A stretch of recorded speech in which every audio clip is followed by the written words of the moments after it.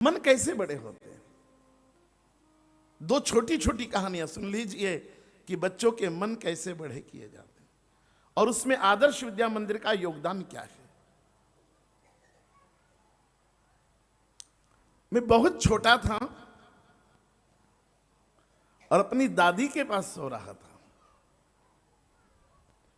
और उस दिन मेरे घर गांव वालों की मीटिंग थी, क्योंकि मेरा गांव आरंभ से ही गांव का नेतृत्व करने वाला रहा, दादाजी पिताजी का गांव में सम्मान रहा। तो हमारे गांव में गरबा होना था, रामलीला होना थी, उसकी मीटिंग मेरे घर पे रखी गई। तो गांव के प्रमुख सारे पटेल और बड़े लोग मेरे घर पे इकट्ठे हुए।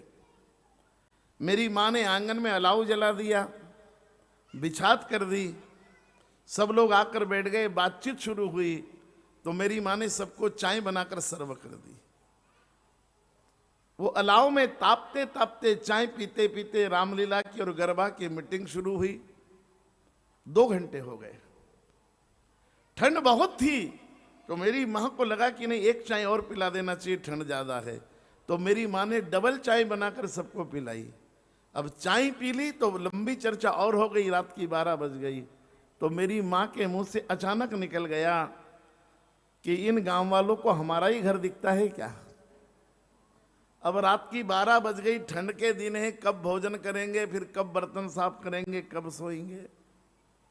ये बात मेरी दादी ने सुन ली और मैं दादी के पास सो रहा था।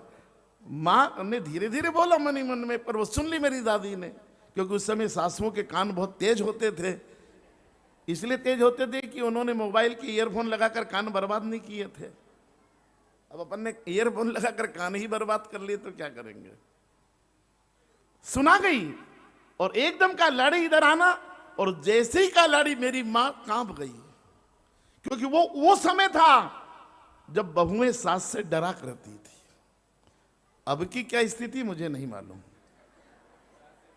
अब मैं कुछ नहीं कहूंगा, अभी 2 दिन मुझे और भोजन करना आपके शहर में, मैं कोई रिस्क नहीं लूंगा। लेकिन वो समय वो था जब बहुएं सास से डरा करती थी। मेरी मां कांप गई और डरते डरते पास में आई। कहा मां साहब क्या? बोले अभी क्या बोला तुमने? बोले कुछ नहीं। बोले नहीं, कुछ तो बोली। बोले मैंने ऐसा कहा कि 12 बज गई, कब सोएंगे।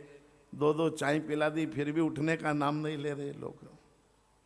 मेरी दादी ने कहा खबरदार, जो आज के बाद तेरी जबान पर ये शब्द आ जाए, बड़े घर की बहू हो तो मन भी बड़ा रखो।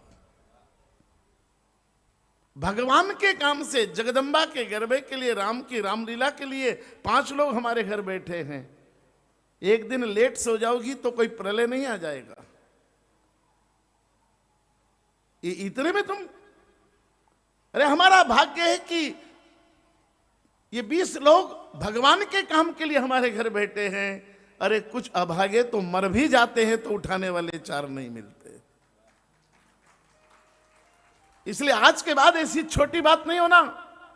मेरी मां रोकर चली गई, मुझे नहीं मालूम मेरी मां के साथ क्या हुआ होगा, लेकिन उस दिन का है कि आज तक का मेरी दादी के वचन मेरे कान में गूंजते हैं कि हम बड़े घर के बेटे हैं, हमारा मन भी बड़ा होना चाहिए। मेरी दादी का वो वचन आज भी मेरे लिए वेद की ऋचा है। मैं आज भी सोचता हूं कि मैं बड़े घर में जन्मा हूं, कहीं ओछी बात मेरे मुंह से ना निकल जाए, कोई छोटी और संकीर्ण बात ना हो जाए, नहीं तो बैकुंठ में बैठी मेरी दादी नाराज हो जाएगी। ये मेरा पोता बड़े घर का बेटा होकर कैसी ओछी बातें करता है।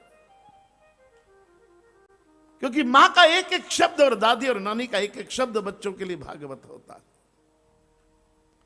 मन बड़े करना, इन बातों से ही बच्चों के मन बड़े होते हैं। अपने बच्चों के सामने कोई छोटी संकीर्ण बात मत कर देना। ऐसे ही संस्कार आने वाली पीढ़ियों में दिए जाते हैं। एक जगह में भागवत कर रहा था, व्यक्तिगत भागवत थी, तो उनके रिश्तेदार भी आए हुए थे और छुट्टियों में भागवत थी तो सारे बच्चे भी आए हुए थे। अब मेरे भीतर का मास्टर जाग जाता है तो मैं उन बच्चों को इकट्ठा कर लिया। मैं उनसे बातचीत करने लगा, शाम को पूछताछ करने लगा। तो जो भागवत करा रहे थे श्रीमान, उनकी बहन भी आई हुई थी, वो मेरे पास आकर बैठ गई और कहा पंडित जी ये लाल शर्ट वाला है ना, ये मेरे छोटे भाई का बेटा, यही भागवत कर रहा है, इसके पापा यजमान है आपके। और ये जो पीली शर्ट वाला है ना, ये मेरे बड़े भाई का बेटा है। और मालूम गुरुजी, मैंने कहा क्या? बोले इसके जो भागवत कराना ना, इसका बड़ा भाई जो इसके पापा हैं, उन्होंने बहुत बेईमानी की इसके साथ। जमीन में बराबर बंटवारा नहीं दिया, माँ बाप के गहने थे वो सब डकार गया, कुछ छोटे को हिस्सा ही नहीं दिया।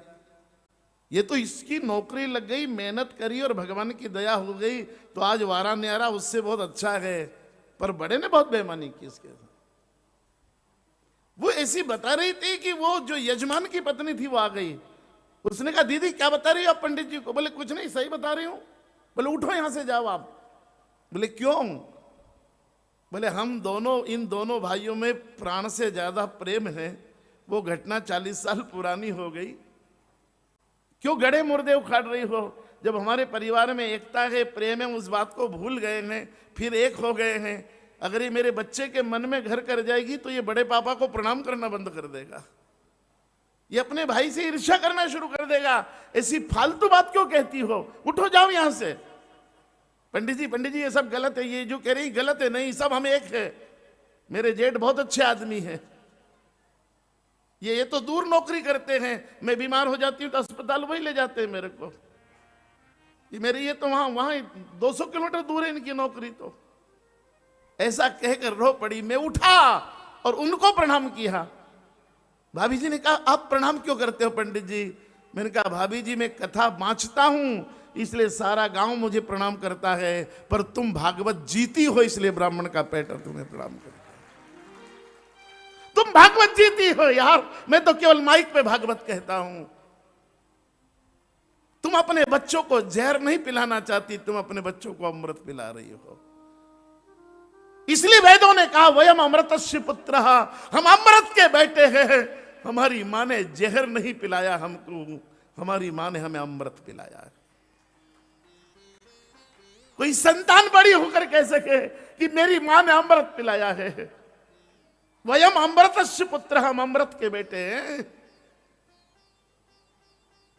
हमारे मां बाप ने हमें जहर नहीं पिलाया, मीठी बातें, प्यारी बातें, प्रेम करने वाली बातें बताई है।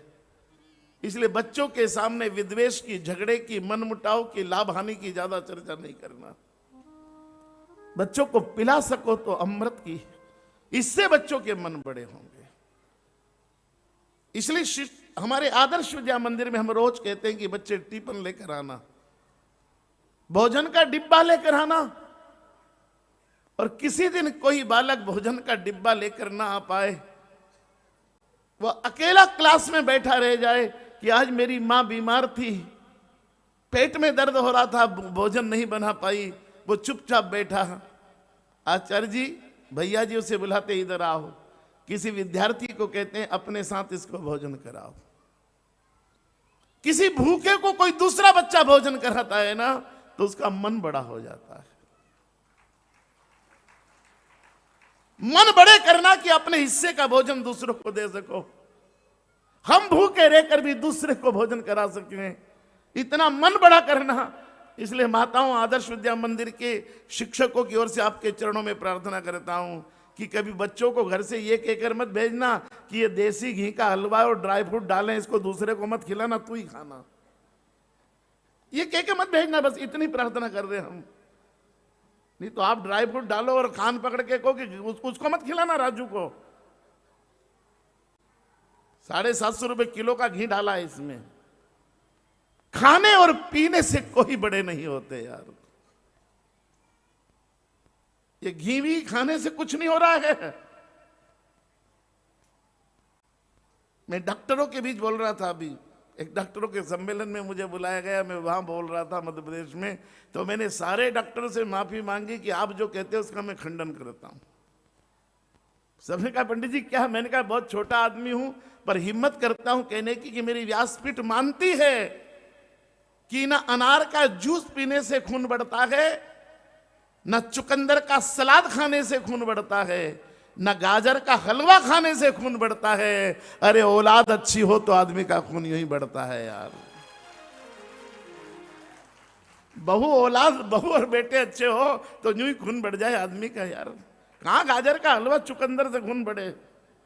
भगवान संतानें अच्छी दे यार, जिसके संतान अच्छी हो उसका खून यूं ही बढ़ता है।